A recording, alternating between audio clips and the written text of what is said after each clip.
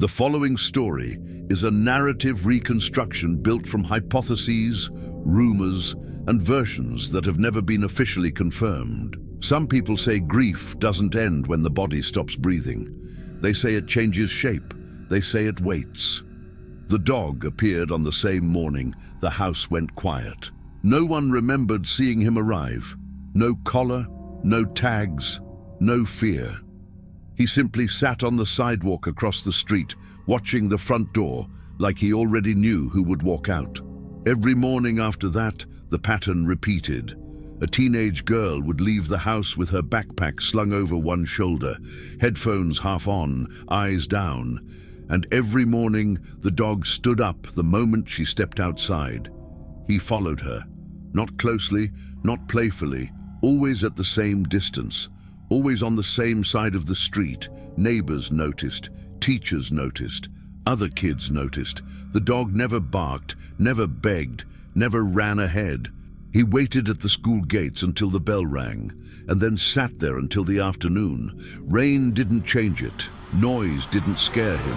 Strangers couldn't distract him. And when school ended, he walked her home. Some people thought it was coincidence. Others said the girl must be feeding him. But those who paid closer attention noticed something harder to explain. The dog reacted before things happened. He stopped suddenly when she was about to cross the street, seconds before a car sped through the intersection. He growled softly when someone followed too closely behind her. He whined on the morning she forgot her jacket, standing in front of the door until she went back inside. And late at night, when the house lights were off, he slept beneath her window, facing it, as if standing guard. No one said it out loud at first, but there was a reason the girl never chased him away. And there was a reason the dog never once left her side. Because sometimes love doesn't come back as memory. Sometimes it comes back with four legs, a steady gaze, and a promise that doesn't need words. Stories like this don't come from records. They come from repetition, from people who notice the same details again and again until coincidence no longer explains them. What you're about to hear is one of those stories, passed through conversations, retold in fragments, shaped by emotion more than proof. It's a story about family, loss, and the strange ways bonds seem to survive even after everything else ends. Here on Borrowed Bodies, we explore narratives about lives that don't simply disappear, but return in unexpected forms. Animals, instincts, silent presences that feel familiar. These are not confirmations. They are reconstructions, stories told because they refuse to fade. Before we continue, take a moment to subscribe to the channel if stories like this move you. It helps keep these narratives alive and reaching the people who are drawn to them. And I'd like to ask you something. Where are you watching from right now? A city, a small town, somewhere quiet? Leave a comment. These stories travel far, and it's always surprising to see where they land. Now, let's go back to the beginning. To the loss no one in that house talked about anymore. To the silence that followed it. And to the morning, a dog appeared, already knowing exactly where he belonged. Before the dog appeared, there was a different kind of absence in that house. The kind that doesn't announce itself loudly, the kind that settles into routines. Meals were cooked for fewer people, shoes by the door multiplied less. Conversations ended earlier. The girl, people who knew her remembered this clearly, had learned how to move through rooms without making noise. Her brother had been the opposite. He was older by a few years, loud in ways that felt protective, the kind of sibling who walked a half step behind when she was nervous, who made excuses for her when she didn't know what to say, who stood too close to bullies without ever throwing a punch. Then one day, he wasn't there anymore. No dramatic explanation circulated. No official version settled in. Some said it was sudden. Others said it was expected. What mattered more was what followed. A family that stopped using his name out loud. Photos stayed on shelves, but no one pointed at them. His room remained closed, not locked, just unused. Grief existed in the house the way dust does, visible only when light hit it at the right angle. The sister adapted. She learned to wake herself up. She learned to walk to school alone. She learned to pretend the quiet didn't bother her. But people noticed she always checked behind her when crossing streets, that she hesitated at corners, that she flinched when someone walked too close. She had been used to someone watching her back.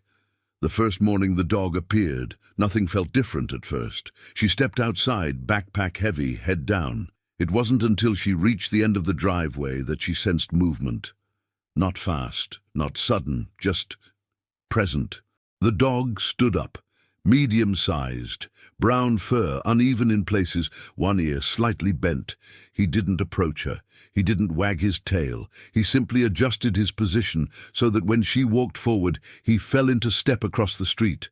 Her first reaction wasn't fear, it was recognition, not of the dog, but of the feeling, someone walking with her. She stopped. The dog stopped. She took another step. He mirrored it. A car passed.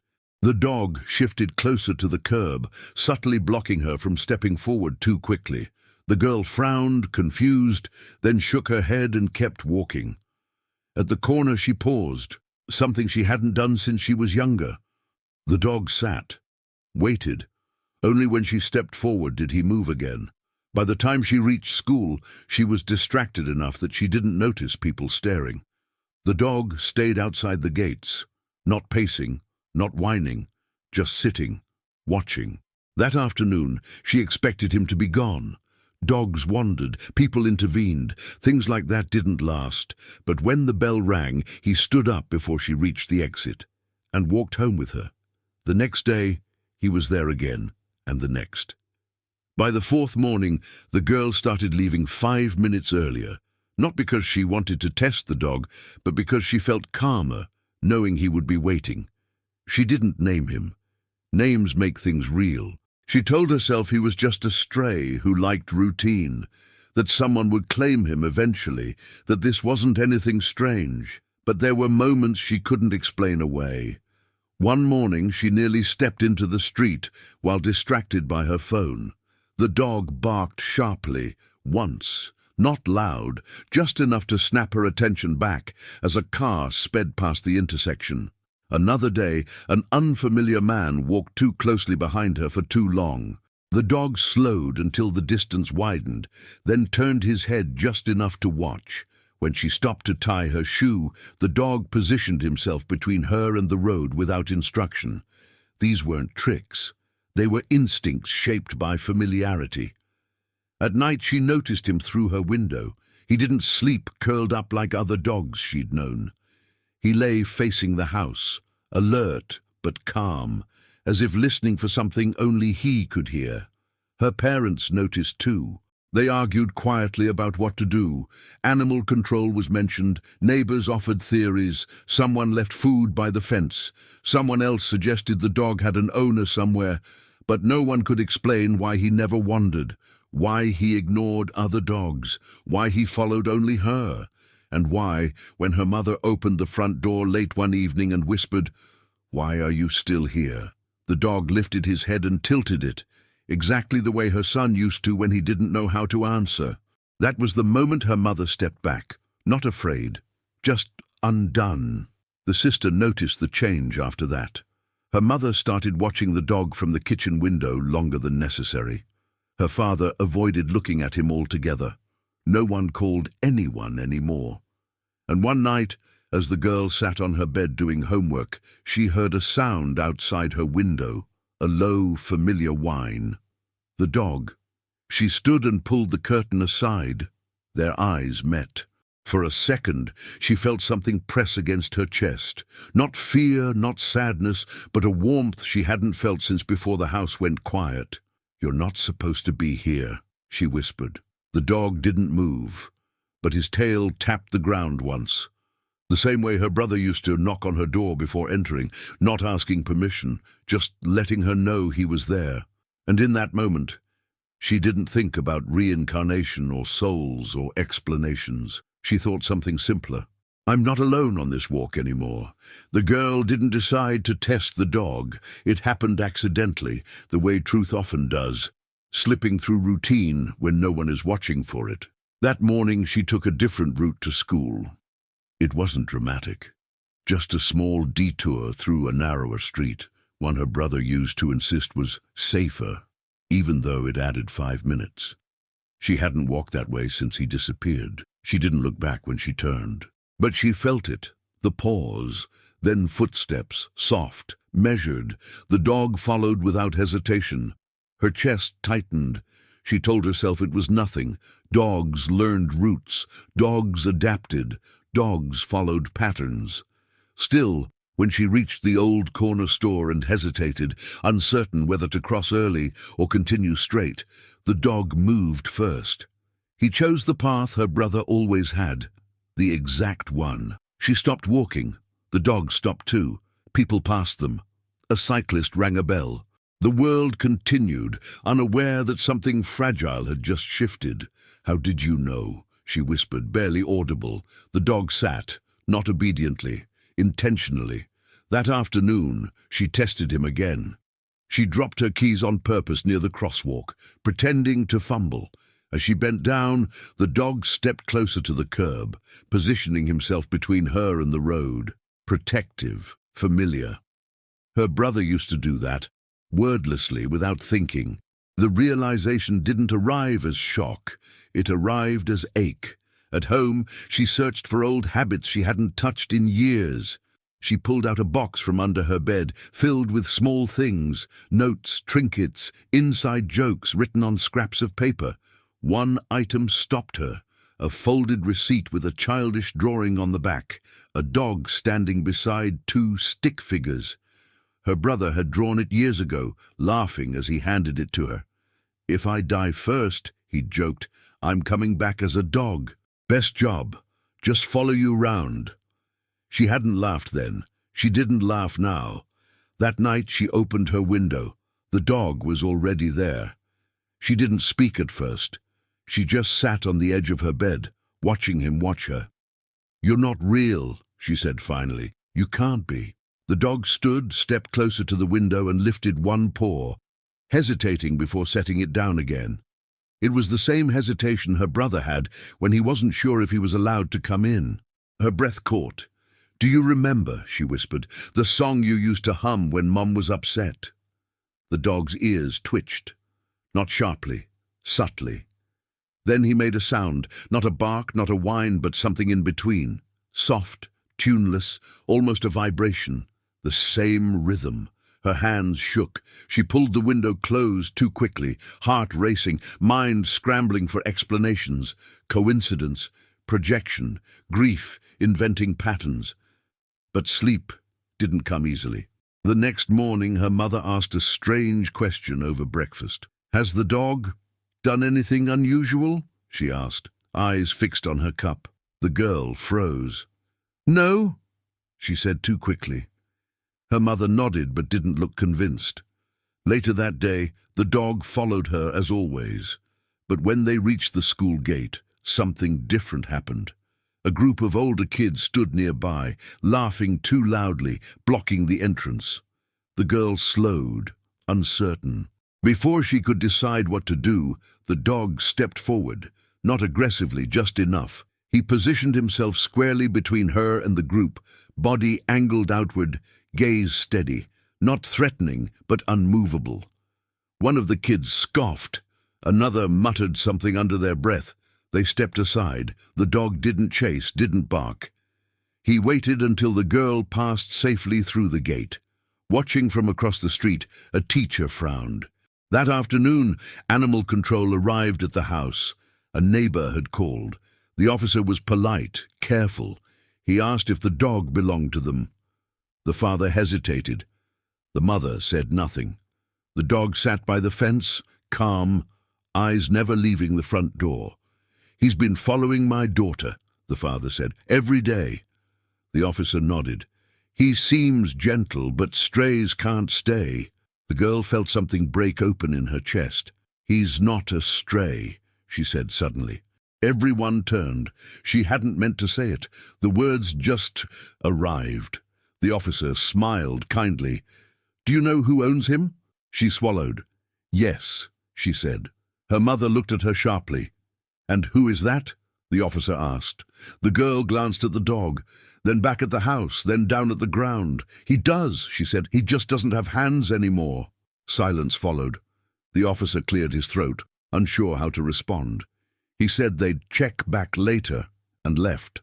That night, the girl's mother stood by the window longer than usual. "He used to do that," she said quietly. The girl didn't ask who.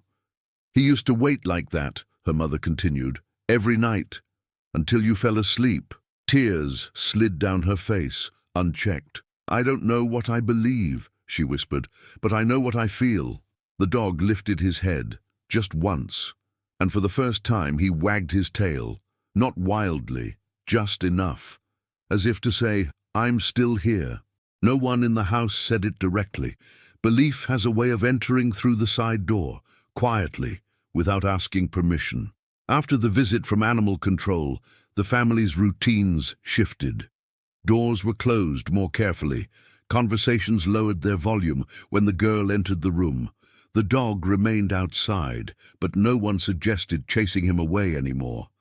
The mother began leaving food by the fence. At first, she told herself it was charity, then habit, then something closer to instinct. The father pretended not to notice. He took longer routes home from work. He stayed busy with small repairs that didn't need doing. When he did look at the dog, it was always briefly, as if prolonged eye contact might demand a response he wasn't ready to give. The girl noticed everything. She noticed how the dog never touched the food until the door closed, how he slept lighter when her parents argued quietly at night, how he shifted positions when her mother cried in the kitchen, placing himself beneath the window even though he couldn't see inside. Some nights the girl whispered to him through the glass. Not questions, not accusations, updates. "I did okay on my math test. Mom didn't sleep much last night. I'm trying not to be scared." The dog listened. That was the strange part. He didn't react the way pets usually did, with excitement or distraction. He stayed still, ears angled forward, eyes focused, as if storing information, as if remembering mattered. Word began to spread. Not loudly, not dramatically, just the way stories drift when people don't know what to do with them. A neighbor mentioned the dog to another neighbor. A teacher asked casually if the girl had a new pet. Someone joked about guardian angels with fur. The girl laughed politely. Inside, she felt exposed. One afternoon, as she walked home, a boy from her class followed her at a distance, not threatening, curious. "Is that your dog?" he asked eventually. She shrugged. "Not really. He comes every day," the boy said. "That's kind of weird." The dog stopped walking. The girl stopped too. The boy hesitated, then added, "My grandma says animals can tell when something's wrong with people." The dog turned his head slowly, meeting the boy's gaze. The look wasn't aggressive. It was assessing. The boy swallowed. "Never mind," he said, stepping back. "Cool dog." He didn't follow them again. That night, the girl's mother finally spoke. "Do you think it's healthy," she asked, standing in the doorway of the girl's room, "to let this go on?" The girl didn't answer right away. "I don't know what this is," she said carefully. Her mother sighed, sat on the edge of the bed, rubbed her hands together the way she used to when thinking. "I don't want you getting hurt," she said. "By hope." The word hung in the air. The girl looked at her mother. Not angry, not defensive. "I already was hurt," she said. "This just feels different." Her mother closed her eyes. Downstairs, the dog shifted positions. Later that week, the school called. A staff member had noticed the dog waiting every day. Policies were mentioned, safety concerns raised. The suggestion wasn't removal, just addressing the situation. The father volunteered to handle it. He went outside alone that evening. The girl watched from the window. The dog stood as the father approached, tail low but steady. He didn't back away. The father stopped a few feet away. "You can't keep doing this," he said quietly. "You're drawing attention." The dog tilted his head. The same tilt, the one that used to appear whenever explanations grew complicated. The father swallowed. "This isn't fair," he continued, voice tightening. "You don't belong here." The dog took one step forward, then stopped, waited. The father's shoulders slumped. "You always did that," he whispered, before he could stop himself. The girl covered her mouth. The father knelt slowly, hands shaking. He didn't reach out. He didn't touch the dog. He just stayed there. "I don't know what you are," he said. "I don't know what I'm supposed to do with this." The dog sat, close enough that the space between them felt intentional. That night, the father didn't avoid the window. He stood beside his wife and watched the dog settle into place beneath it. "He used to hate the cold," the mother said softly. "Always complained." The dog curled tighter when the wind picked up. A storm rolled in days later, sudden, heavy, unannounced, the kind that flooded streets and erased sidewalks. School was dismissed early. The girl left the building alone, head down, rain soaking through her jacket. The dog wasn't at the gate. Panic flared immediately. She scanned the street, heart racing, called softly, louder, nothing. Then she saw movement. Across the road, near the construction site, where the sidewalk ended abruptly, the dog stood, body tense, eyes fixed on something she hadn't noticed. Water rushed along the curb, faster than usual. The crossing light flickered, malfunctioning. A car sped past, spraying rain. The dog barked sharply. Once, the girl froze. A second later, a section of loose pavement gave way where she would have stepped. Water surged through the gap. Teachers rushed out. Someone shouted. Cars slowed. The girl stood shaking, untouched. The dog trotted back to her side as if nothing had happened. That evening, no one suggested calling animal control again. The mother wrapped the girl in a towel, hands trembling. The father stood in the doorway, silent. Later, as the dog slept beneath the window, the girl whispered something new.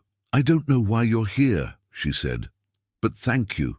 The dog didn't move, but his breathing changed, slow even, content, as if the job he'd come back for was far from finished.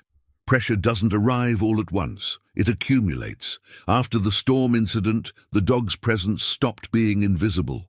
Teachers spoke in lowered voices. Neighbors lingered longer by their windows. Someone posted a short clip online, grainy, distant, showing the dog sitting outside the school gates in the rain. No caption, no claim, just curiosity. And curiosity attracts attention. The next week, a local shelter van drove slowly down the street one morning, stopping briefly near the house. It didn't park, it didn't knock, it moved on, but it didn't feel accidental. The girl sensed it immediately. She shortened her route. She left earlier.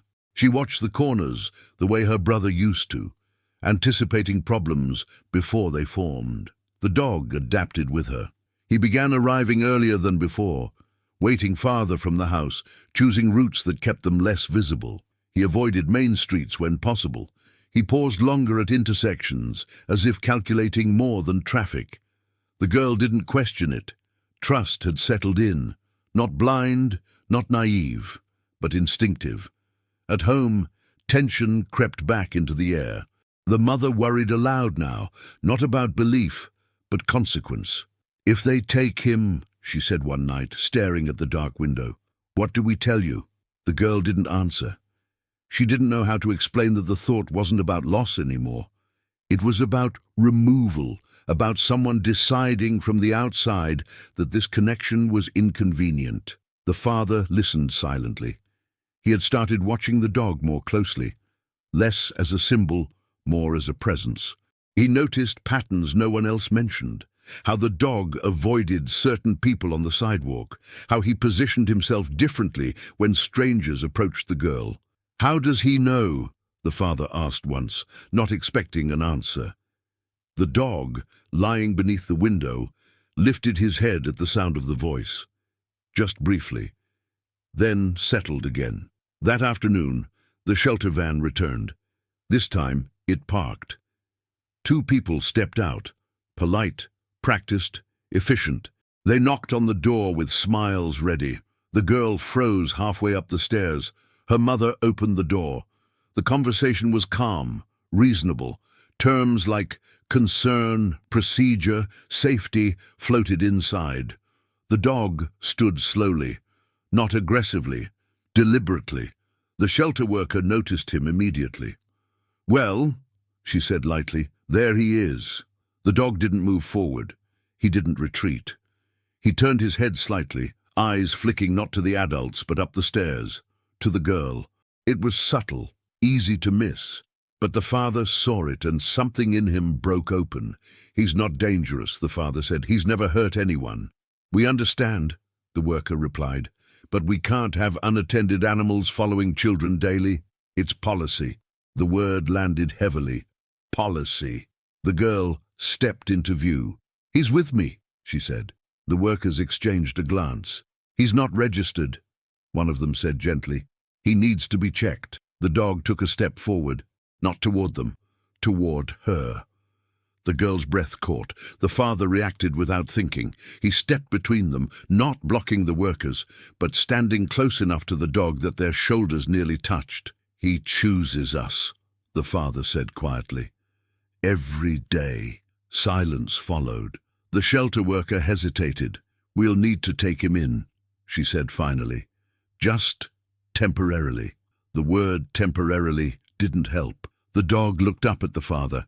The same look he used to give when waiting for permission to do something risky. The father swallowed. "No," he said. "You won't." His voice surprised even him. The mother turned sharply. "We can't just—" The father shook his head once. "He saved her," he said. "More than once." "That doesn't—" "I know," he said. "I know what it doesn't mean." He looked down at the dog. "But I also know what it feels like to lose someone without understanding why." The workers stood awkwardly, uncertain how to proceed. Policy didn't account for grief. The dog made the choice for them.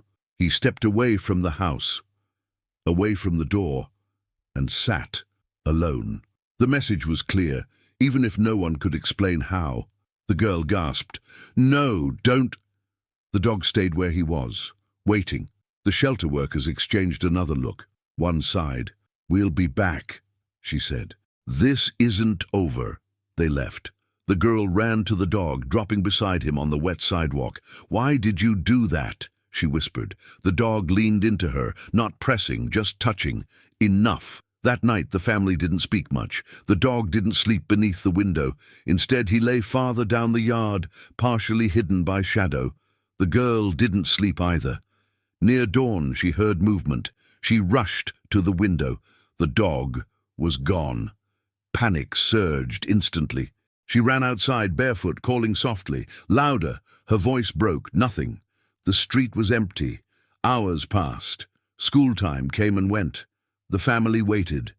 And just as the father began to reach for his phone, movement appeared at the end of the block. The dog, wet, mud-streaked, exhausted. He walked slowly toward the house, favoring one leg. The girl ran to him, tears spilling freely now. "You can't do that," she cried. "You can't leave." The dog collapsed gently beside her, breathing heavy. In his mouth was something small, a folded scrap of fabric. The girl recognized it instantly. It was part of her brother's old jacket, the one they'd donated years ago, the one she'd never seen again. No one knew how the dog could have found it. No one asked. The father knelt, staring at the fabric with shaking hands. The mother covered her mouth. The dog closed his eyes. And for the first time since he appeared, he slept deeply, as if whatever choice he'd made, whatever risk he'd taken, had been necessary and costly. The dog didn't follow her to school the next morning. At first, the girl told herself it was temporary. He was tired, injured, recovering from whatever had taken him away during the night.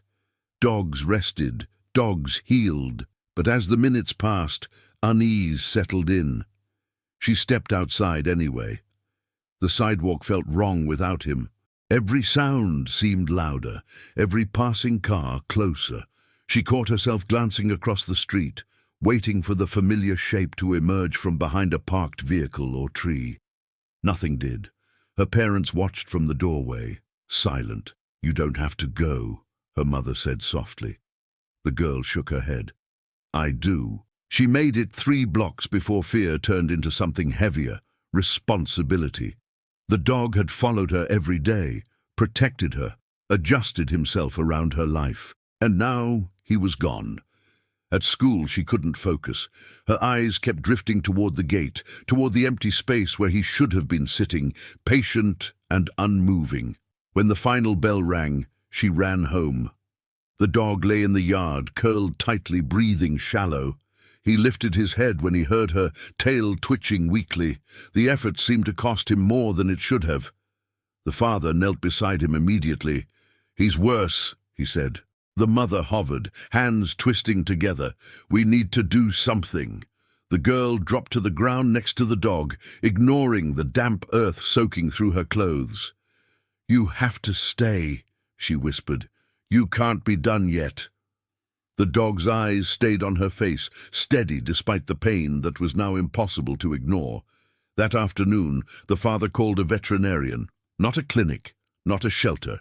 A man he knew from years ago, someone quiet, discreet, who worked with animals others didn't want questions asked about. The vet arrived near dusk. He examined the dog carefully, hands gentle, movements slow. He didn't ask where the dog came from. He didn't comment on the way the dog watched the girl, even while lying still.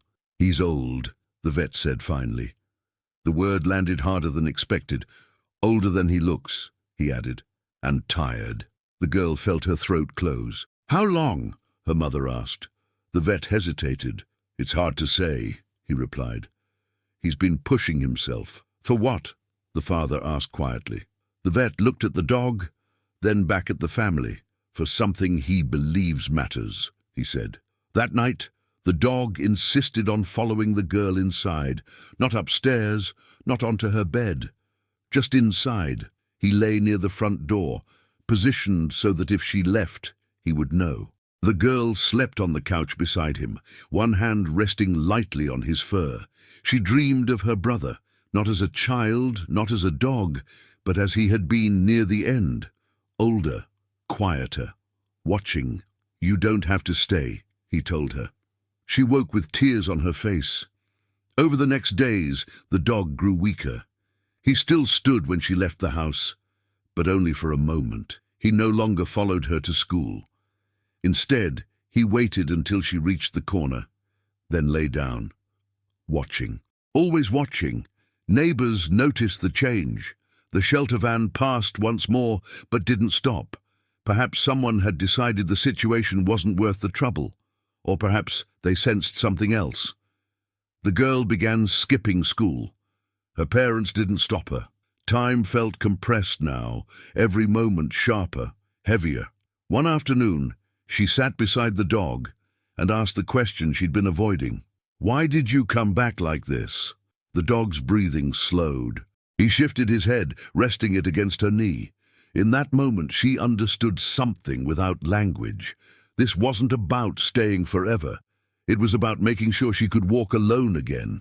The realization hurt more than fear ever had. That evening, as the sun dipped low, the dog stood one last time. With effort, he walked to the edge of the yard, the spot where he'd first waited all those mornings. The girl followed him, heart pounding. He sat, looked at her, then looked down the street, the path to school, the path he had guarded, the path she would walk alone now. Her hands shook. "I don't want you to go." The dog leaned into her just once, a farewell that felt practiced. Then he lay down and didn't stand again. The night the dog stopped breathing, the house didn't react right away. There was no scream, no sudden rush, just a quiet awareness settling into the room, the way cold does when a door is left open too long. The girl felt it first. She'd been lying beside him on the couch, listening to the rhythm of his breathing, slow, uneven, but present. At some point, the sound changed, not dramatically. It simply thinned. She lifted her head. Her hand was still resting on his side, but the rise and fall beneath her palm was gone. She didn't move. She didn't cry. She waited, as if waiting might undo what had already happened. Her mother noticed next. She stood in the hallway for a long moment, watching, understanding without words. When she finally approached, she knelt and placed 2 fingers gently against the dog's neck. Then she closed her eyes. The father came last. He stood behind them, hands at his sides, unable to kneel, unable to speak. When he finally looked down, his face twisted, not in shock, but in recognition. "He stayed," he said quietly, "until he knew she could." They didn't call anyone that night. They sat together on the floor until dawn, the girl holding the dog's head in her lap, fingers moving through fur that was already cooling. At sunrise, the girl stood. "I want to bury him," she said. "Not in the yard, not near the house." She walked them down the street, past the school gates, past the corner where he always paused, to the small patch of trees at the edge of the neighborhood. The place where he had first reappeared after vanishing. The father brought a shovel. The mother brought a blanket. They worked in silence. When the hole was ready, the girl removed something from her pocket, a small worn object. Her brother's keychain, the one she'd kept hidden since the day he disappeared. She hadn't known why she'd brought it with her. Now she did. She placed it gently beside the dog. "Just in case," she whispered. They covered him carefully. No one prayed. No one explained. They stood together until the earth settled. That morning, the girl walked to school alone. The sidewalk felt wider than before, louder, more exposed. But she didn't stop. At the first intersection, she paused out of habit, then crossed without looking back. She reached the school gates without incident. The space where the dog used to sit was empty, but something else was there now. Confidence, not loud, not proud, earned. Weeks passed. Life resumed the way it always does, imperfectly, unevenly, but forward. The family began saying the brother's name again, not often, not lightly, but without fear. The girl slept through the night. She stopped checking over her shoulder, and yet, sometimes, she felt watched. Not in a frightening way, in a steady way. One afternoon, months later, she stood at the same corner store where she'd tested the dog long ago. A car sped past unexpectedly, closer than it should have. She froze, then felt it. Not a body, not a sound. A certainty. She stepped back just in time. Her heart raced, but she didn't panic. She smiled. That evening she sat by her bedroom window, staring at the empty yard below. "Thank you," she whispered. The wind stirred the leaves near the fence. Some stories say the dog was seen again. Others say he wasn't. Some say the girl grew up believing in reincarnation. Others say she never used the word at all. What everyone agrees on is simpler. She walked differently after that year. Straighter, calmer. As if someone had taught her how to stand on her own, and then stepped aside, because sometimes love doesn't return to stay. Sometimes it returns to finish the job. Years passed without ceremony. The girl grew older in the quiet way some people do, without dramatic milestones, without loud transformations. She learned to move through the world alert but unafraid, cautious but not closed. Teachers described her as observant. Friends said she noticed things others missed. She never told the full story, not because she thought people wouldn't believe her, but because belief wasn't the point anymore. What mattered had already shaped her. Language felt unnecessary. She left the neighborhood for college, then returned only occasionally. The house looked smaller each time, the street narrower, the corner store repainted but unchanged. The patch of trees where they had buried the dog remained untouched. She visited it once, years later, standing alone with her hands in her coat pockets, breathing in the familiar scent of soil and leaves. She didn't speak. She didn't need to. Life moved forward. She took a job across town, one that required long commutes and early mornings.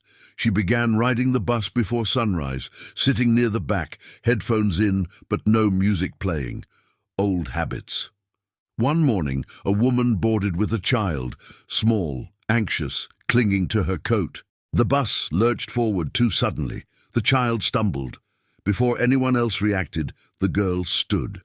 She placed herself between the child and the aisle, steadying him with a hand on his shoulder. Not forceful, not dramatic, protective. The woman thanked her. The child stared up at her with wide eyes, then smiled. The girl sat back down, heart racing, not from fear, but recognition. She'd done it without thinking, the way he used to.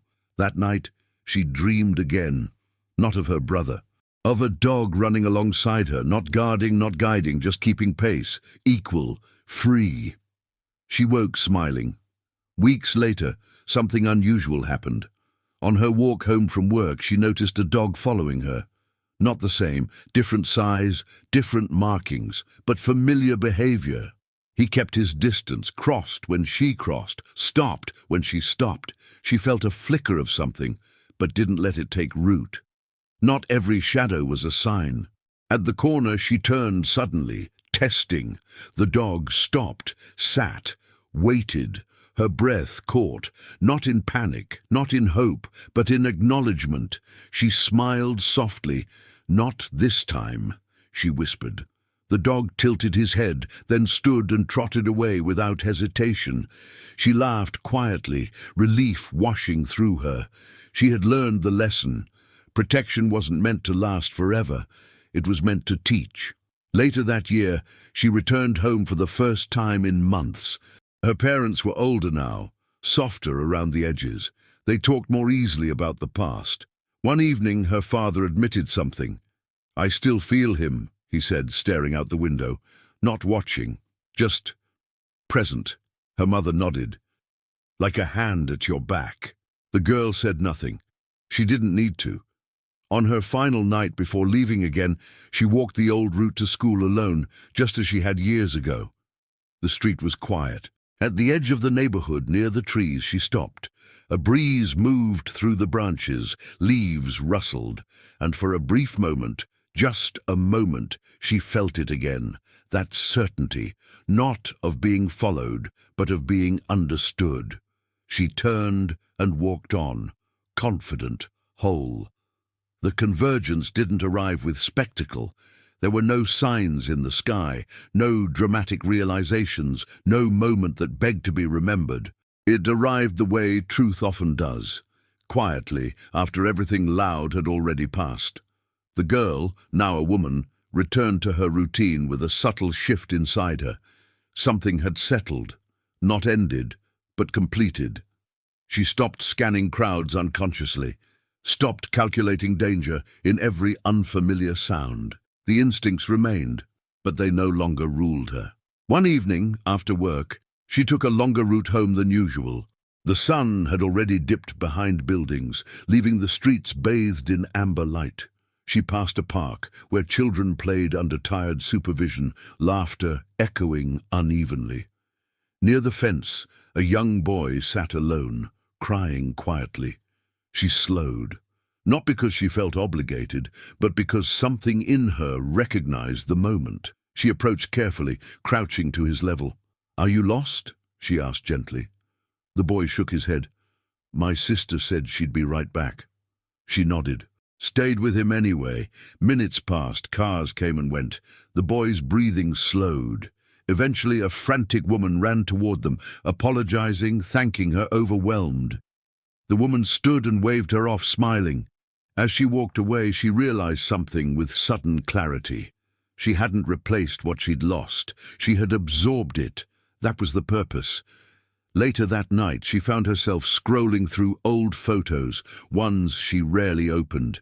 There was one of her brother she'd always avoided, him crouched beside a neighbor's dog, laughing, one hand resting on its back. She stared at it longer than usual. "You always liked borrowed rolls," she murmured. She closed the photo without sadness. Across town, an elderly man stood at a bus stop with a paper bag of groceries.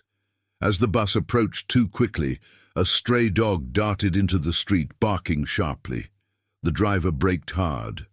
The man stepped back, just in time. The dog vanished into the alley before anyone could react. No one questioned it, no one followed. Some stories don't announce themselves, they don't need witnesses. Months later, the woman returned once more to the patch of trees. This time she brought nothing with her, no keepsake, no questions. She stood in silence, breathing in the damp earth. "I'm okay," she said softly. "You did enough." The wind moved gently through the branches. And for the first time, the feeling didn't linger. It lifted. That night she dreamed of an open field, not guarded, not watched, just space. She woke, rested. Years later, she would tell the story once, to someone who asked without skepticism, without hunger for proof.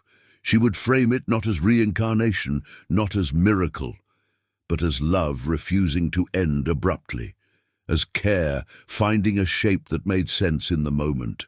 And when asked if she believed her brother had truly come back as a dog, she answered honestly, "I think whatever loved me most stayed long enough to make sure I'd be fine." That was enough. Because reincarnation, she learned, isn't always about returning. Sometimes it's about letting go, only after the work is done. The letter didn't arrive during a dramatic moment. It came on an ordinary afternoon, slipped halfway under the door while the woman was at work. She only noticed it hours later when she returned home and almost stepped on it while taking off her shoes. The envelope was plain, no stamp that meant anything to her, no return address, just her name, written carefully, not rushed, not decorative. She stood there for a long time holding it. Some instinct told her not to open it immediately. That instinct felt old, familiar. She placed the envelope on the kitchen table and made tea she barely drank. She checked her phone, looked out the window, let minutes pass until the quiet grew uncomfortable enough to force movement. When she finally opened it, there was no letterhead, no explanation, just a single sheet of paper. At first glance, it looked like notes, short lines, uneven spacing, nothing that formed a story on its own. Then she began to read. The first name meant nothing to her. The second didn't either. But beside each name was a small description, brief, observational, specific. A woman crying on public transport, mortgage overdue. A child waiting alone near a fence, guardian distracted. An older man at a crossing, reaction time delayed. Her chest tightened. She recognized the moments immediately. Not because they had felt important at the time, but because they hadn't. They were the kinds of moments people forget as soon as they pass. The kind that don't feel heroic or life-altering, just human. And yet here they were, documented. Each entry included a date, not exact, no full numbers, just seasons, years, enough to locate them in memory. Her hands began to shake. The final lines were different, longer, written more deliberately. You were not protected because you were weak. You were protected so you would learn when to step forward. When the time came, you did. At the bottom of the page, someone had drawn a symbol, a circle, not closed, open at one side. She stared at it for a long time.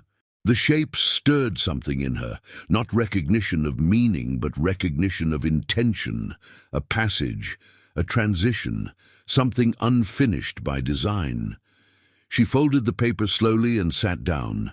No one had ever framed her life this way before, not as coincidence, not as destiny, but as continuity. She didn't know who sent the letter.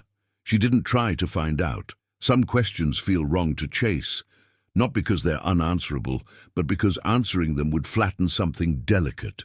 That night she dreamed again, not of her brother, not of the dog. She dreamed of walking alongside someone she couldn't see. No fear, no urgency, just presence, the sound of footsteps matching her own. When she woke, she didn't feel watched. She felt accompanied. In the weeks that followed, she noticed how differently she moved through the world now that the story felt complete. She didn't rush to intervene. She didn't hesitate either. She trusted timing. One morning, on her commute, a man dropped his bag on the platform, papers scattering dangerously close to the tracks. People froze, calculating, hesitating. She moved, not dramatically, not bravely. She stepped forward, gathered the papers, and pulled him back just as the train arrived. He thanked her repeatedly, embarrassed, shaken. She nodded once and walked away. Later that day, she thought about the dog, not with sadness, not with longing, but with understanding. Protection had never been about control. It had been about transfer, someone staying long enough to teach her how to stand without them. That evening, she returned once more to the small patch of trees at the edge of the neighborhood. She hadn't planned to. Her feet just carried her there. The place was quieter now, less distinct. Time had softened it. She stood where the ground had once been disturbed and placed her palm against her chest. "I understand," she said quietly. The wind moved through the leaves. Nothing else happened, and that felt right. On her walk home, she passed a stray dog trotting down the opposite sidewalk. It glanced at her briefly, curious, neutral, then kept going.